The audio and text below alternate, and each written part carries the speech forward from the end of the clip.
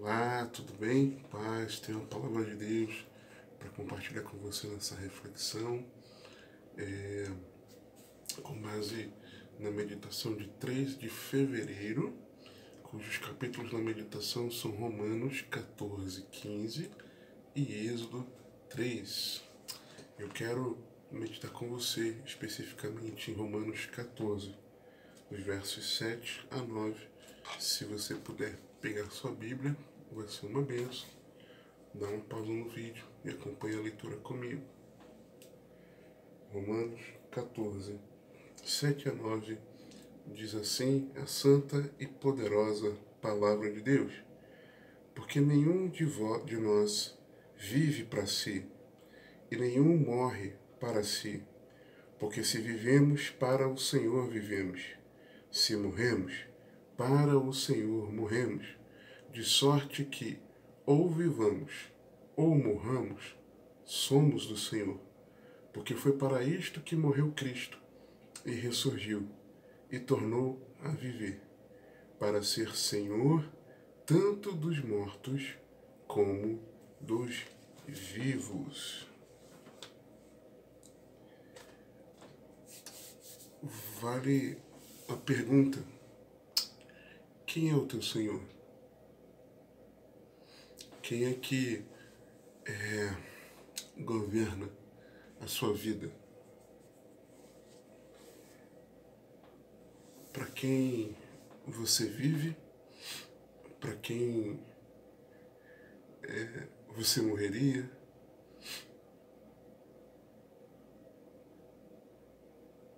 Quem é o seu Senhor? Lembra como eu encerro os vídeos? Que o Senhor te abençoe e te guarde. Que Ele te conduza e governe a sua vida. Que Ele te conduza, que você seja guiado pelo Espírito Santo. Que Ele governe a sua vida, que você o tenha como de verdade o teu Senhor.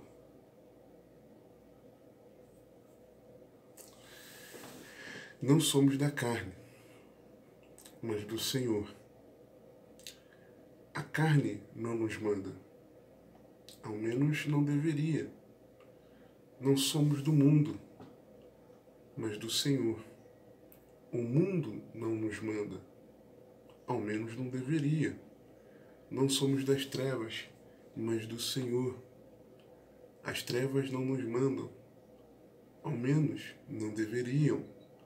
Não somos das ideologias, mas do Senhor. As ideologias não nos mandam, ao menos não deveriam. Não somos das circunstâncias, mas do Senhor. As circunstâncias não nos mandam, ao menos não deveriam. Não somos de nós mesmos, mas do Senhor.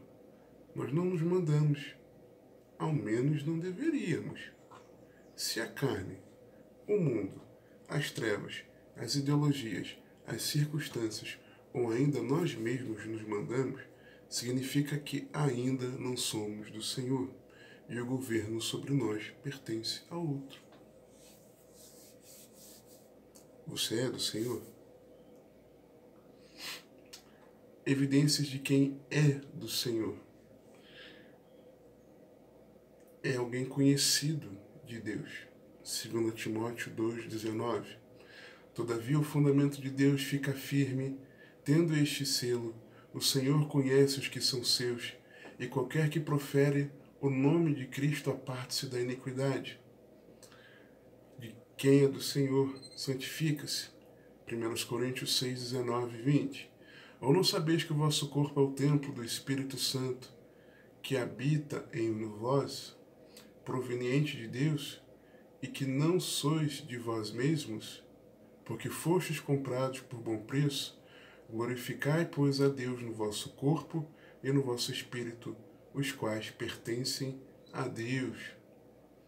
Quem é do Senhor pratica a justiça. 1 João 3,10. Nisto são manifestos os filhos de Deus e os filhos do diabo. Qualquer que não pratica a justiça e não ama seu irmão, não é de Deus.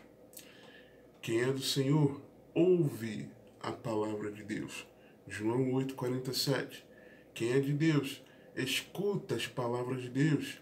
Por isso vós não as escutais, porque não sois de Deus. Quem é do Senhor acolhe a pregação que ouve e o ensino que recebe. 1 João 4, 6. Nós somos de Deus. Aquele que conhece a Deus, ouve-nos. Aquele que não é de Deus, não nos ouve. Nisto conhecemos nós o espírito da verdade e o espírito do erro. São duas coisas distintas. Primeiro eu falei em João 8,47, aquele que ouve a palavra de Deus. Quem não ouve, não escuta as palavras de Deus, não é de Deus. Talvez na sua leitura bíblica, na sua meditação bíblica, você não esteja escutando a Deus. Diretamente o Senhor fala contigo. Outra coisa é aquele que não recebe a pregação que está ouvindo e o ensino. Alguém que é de Deus está falando, está pregando a palavra, está ensinando a palavra e você não recebe aquilo que está sendo dito. São coisas diferentes. Vão chegar no mesmo objetivo, mas são diferentes. Quem é do Senhor anuncia a Cristo. 1 Pedro 2, 9, 10. Mas vós sois a geração eleita, o sacerdócio real, a nação santa, o povo adquirido, para que anuncieis as virtudes daquele que vos chamou das trevas para a sua maravilhosa luz. Vós, que em outro tempo não erais povo, mas agora sois povo de Deus, que não tinhas alcançado misericórdia, mas agora alcançastes misericórdia. Essas são algumas evidências daquele que é do Senhor. Agora é importante falar do contexto. O capítulo está tratando sobre o relacionamento entre irmãos, o cuidado que devemos ter uns com os outros. Está falando da liberdade cristã, da onde eu devo ir, ou para onde eu não devo ir também, pensando no meu irmão, lembrando dele, lembrando que ele pode tropeçar na fé por algumas atitudes minhas e não nos julgarmos a nós mesmos. Num contexto geral, você considerando aquele que está mais forte na fé, aquele que está menos forte na fé, mas sabendo que o reino de Deus é paz, alegria no Espírito e justiça. Esse é o contexto do capítulo. Mas, a partir desses versos que nós lemos, versos 7 e 8, porque nenhum de nós vive para si, e nenhum morre para si. Porque se vivemos, para o Senhor vivemos. Se morremos, para o Senhor morremos. De sorte que ou vivamos ou morramos, somos do Senhor. Ou seja, ser do Senhor não é exclusivo de alguém. Quando o texto fala, porque nenhum de nós, coloca no coletivo. E aí eu me lembro de Romanos 7, 4, onde, ao ver esse coletivo aqui em Romanos 14, 7, e no versículo 8 também, a conjugação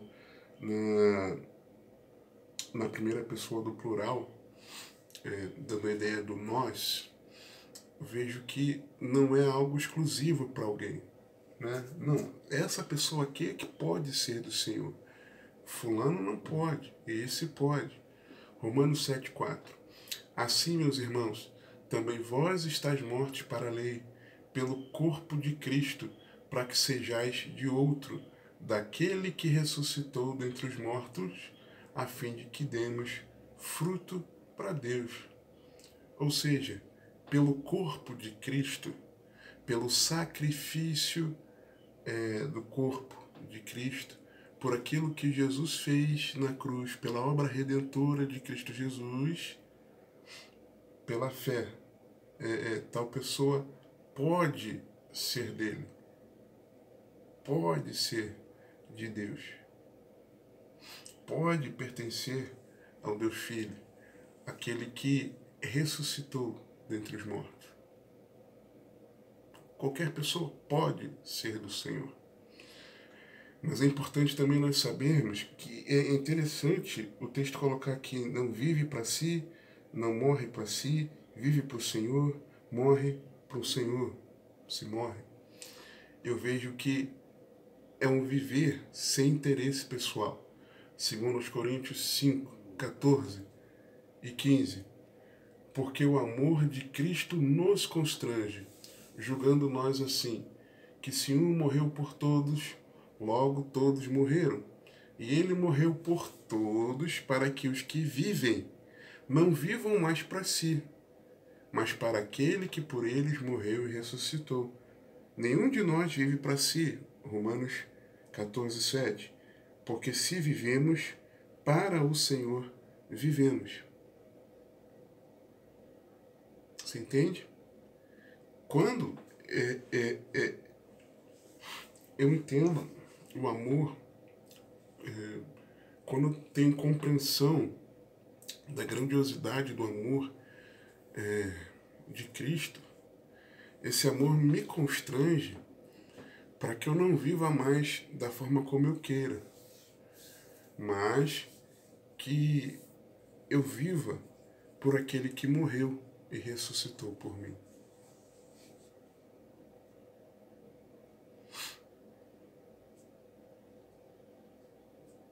Como você tem vivido? O seu viver é pensando em você?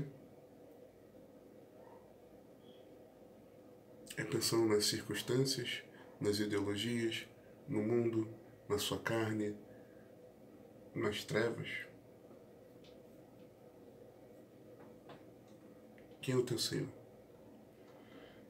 Só que o texto também fala, e nenhum morre para si, se morremos para o Senhor morremos. E aí talvez a pessoa pense assim, olha, eu estou disposto a dar a minha vida por amor a Cristo.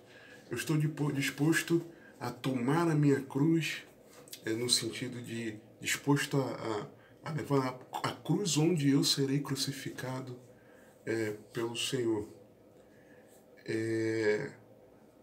Quando a perseguição chegar, eu quero ser um mártir.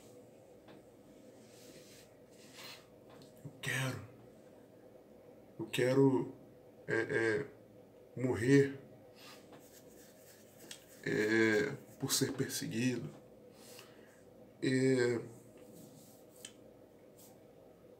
Talvez esse fosse a maior expressão de entrega de alguém por Cristo.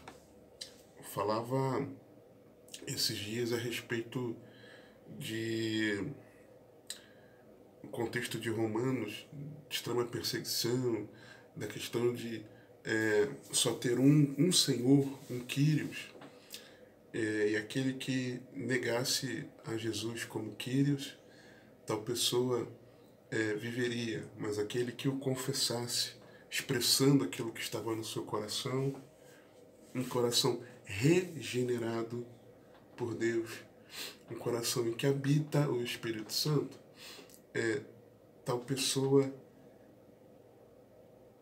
ela negaria a César como Senhor, mas confessando a Jesus como expressão do seu coração, do que diz seu coração, tal pessoa, ela seria martirizada.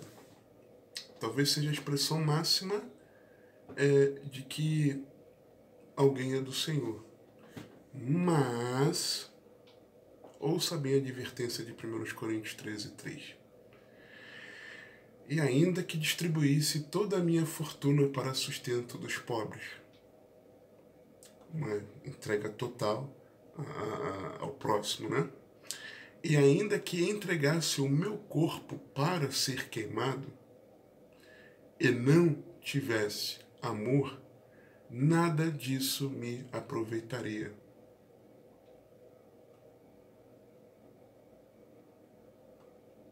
Não adianta você dizer que vai morrer por Cristo se não for porque você o ama. se for por... Assim, é um exagero, mas se for por um interesse pessoal de você ser Marte, e não por amor, você não vai estar morrendo pelo Senhor.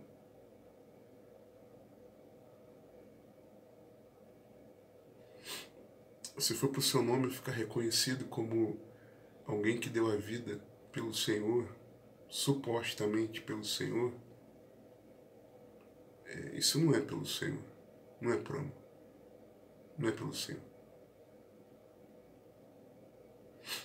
Agora, se for por amor ao Senhor, é no sentido de que, se essa for a vontade de Deus, se o Senhor tiver te escolhido para isso, amém. Você está firme no Senhor, porque nem a morte nem a vida pode separá-lo do amor de Cristo. Aí tudo bem. Agora, como? Como pertencer ao Senhor? Versículo 9.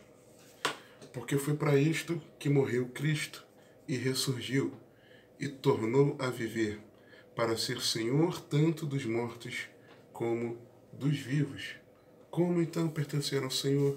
Rendendo-se a Jesus Cristo como seu Senhor e Salvador pessoal, para sempre. Como pertencer a Jesus? Rendendo-se a Jesus. Por aquele que morreu, por aquele que nasceu sem pecado, porque foi gerado no ventre de Maria pelo Espírito Santo, não de semente humana, viveu sem pecado, foi crucificado sem culpa, morrendo sem pecado pelos seus pecados, no seu lugar, para que seus pecados fossem redimidos, você fosse reconciliado com Deus, tivesse paz com Deus, fosse desviado da ira de Deus, tivesse um relacionamento com Deus e tivesse vida eterna, sendo cheio do Espírito Santo, recebendo do Espírito Santo, te empoderando, te capacitando a você viver para a glória de Deus. O Jesus que ressuscitou ao terceiro dia, como prova de que o Pai considera os seus pecados sem culpa, porque o considerou justo. Naquela cruz, os seus pecados estavam sendo punidos sobre Jesus. Naquele momento, a sua culpa repousou sobre Jesus, alvo do derramar da ira de Deus. Mas, quando Jesus ressuscitou, o Senhor, Deus estava mostrando que o sacrifício foi aceito, que a justiça dele foi plenamente satisfeita e você foi tornado sem culpa dos seus pecados. É você se entregando ao Senhor. Romanos 1, de 1 a 6.